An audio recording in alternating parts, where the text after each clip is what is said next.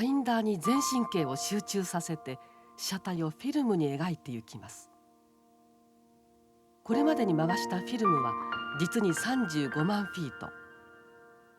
日本が世界に誇る映画カメラマン宮川和夫さんです。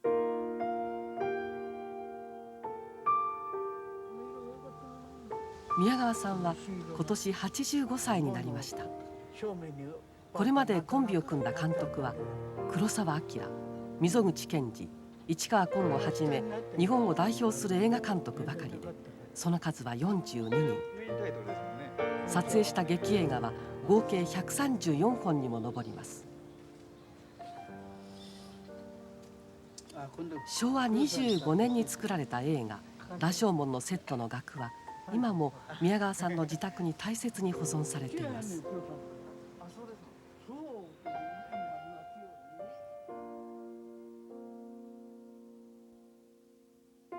羅生門は黒澤明監督が大英京都と1年の契約を結んで作った作品。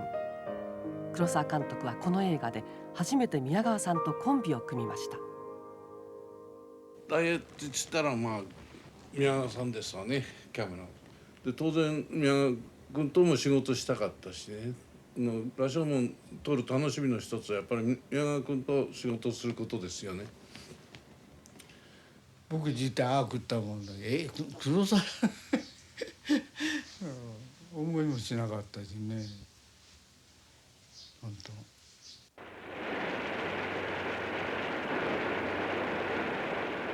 当。後にベネチア国際映画祭でグランプリを取った羅生門。映画会社の違う2人が初めて組んだこの作品は実験的な試みにあふれていました。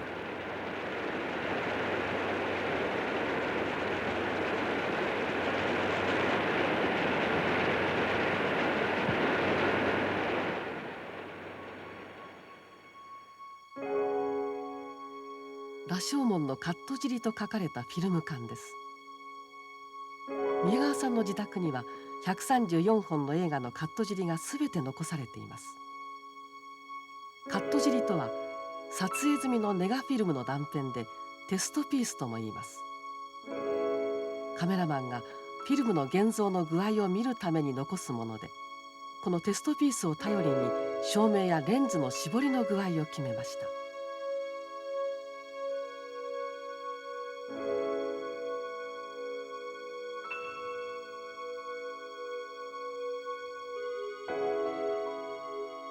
映画「羅生門」のテストピースをつないだ映像です。テストピースは実際に映画に使われるカットの前後何コマかを切ったもので、このように映像として映し出されることはありません。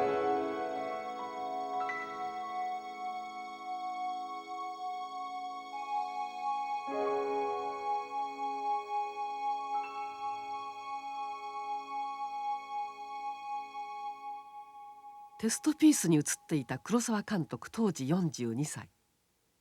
44歳の宮川さんとのコンビは情熱と情熱のぶつかり合いでした。僕の注文は要するに太陽の方をまこともに向けて撮ってくれと。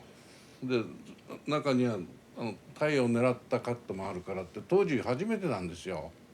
その太陽へ向けて太陽そのものを撮るっていうのはね。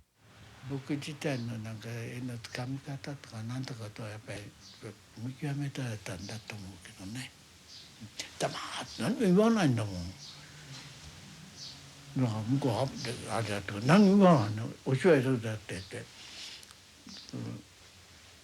とにかくここから見といてよ、お芝居やったらそれで適当につかむで、適当につかんで。僕勝手に大きいサイズだとかなんとかって言って聞くで、サイズを大きく持ってきますからフードとかって、いやそれお芝居によってあれだからいっぺんやってみるからって、で君の思いで切っていってって。羅生門の撮影は昭和25年の7月、奈良県内の森の中でスタートしました。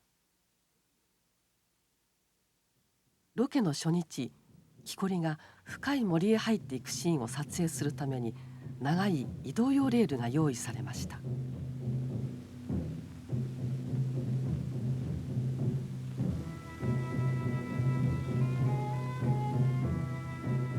原作は芥川龍之介の「藪の中」。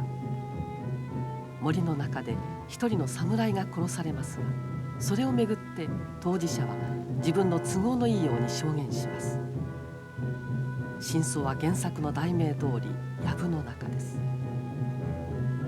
黒澤監督は導入部に木こりの長い歩きのシーンを設けました。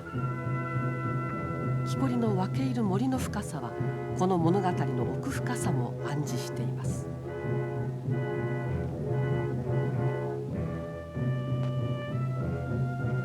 現場でのリハーサルを見ていた宮川さんはレールを使った長い移動ショットで監督の意図を表そうとしました。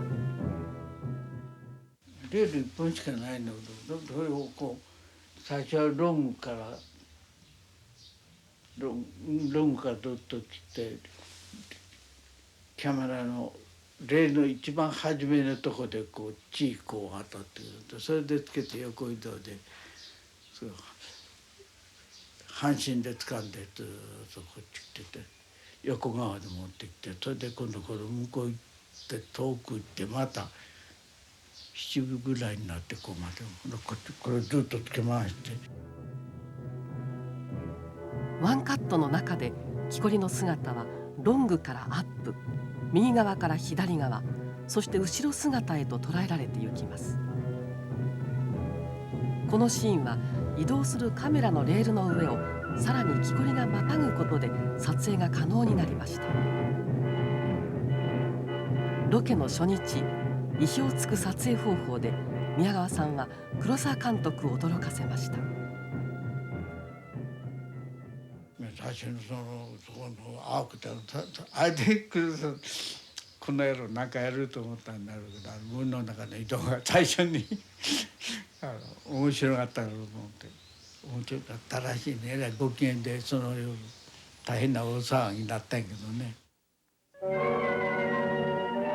さらにこの映画ではもう一つの実験が行われました。鏡による照明。太陽の光を鏡で直接人物の顔に当てる照明です。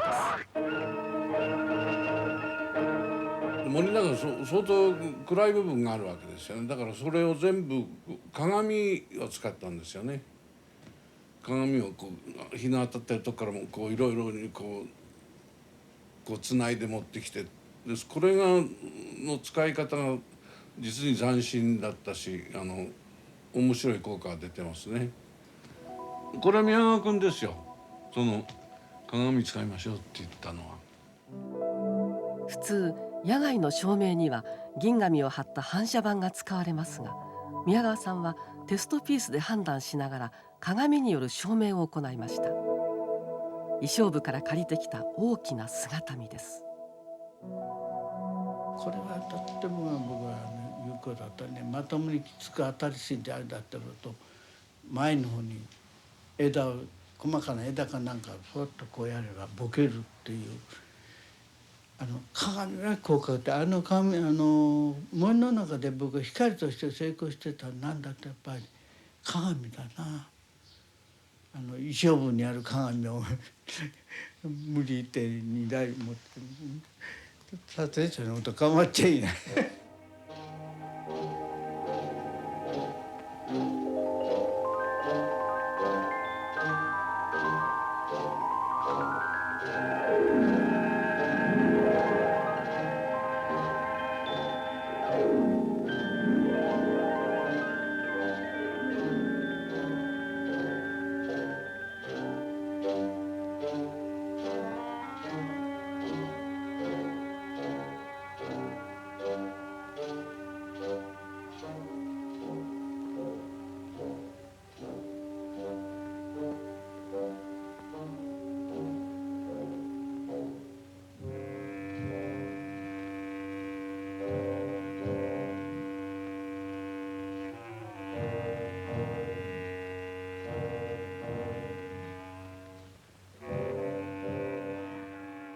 一番苦労したのはね、その森の中に入っていく時でもいろいろ芝居してる時でも木の影をねこうたくさん顔に出したいんですよ。ところがね、森の木が大きいでしょ、高いでしょ。その梢の影がここへ当たっててもそれはねぼやけてて映らないんですよ。影としてはなんかボワボワっとしてるだけで。だからキャメラに入らないギリギリのところにねこう金網みたいのを引っ張ってその上にこう木並べとかないとね影が間に出ないんですよ。それがねとても手間かかるんですよね。太丈丸が目を覚ますとこがあるでしょ。あの木の影もこう太丈丸のすぐそばへ枝持ってってて、そんで鏡で太丈丸にその影をこう映しといて、そんでこういう風でもって動きますわね。でそういうとこがだから嘘っては嘘なんだけど、嘘をついて初めて感じが出るんですよね。羅生門のオープンセットで撮ってる時、その空抜きになるところがあるでしょ。で白い空では雨見えないんですよね。それなんかね墨汁入れてね降らしたりね随分苦労しましたよ。見えないんですよ、いくら降らしても溶け込んじゃって。大体映画の雨ってのはねこの春雨でも暴風みたいに降らせないとね映らないでしょ、映画の雨っていうのは。羅生門っていう作品はカメラがいわば大活躍してる作品ですよね。他の作品に比べて。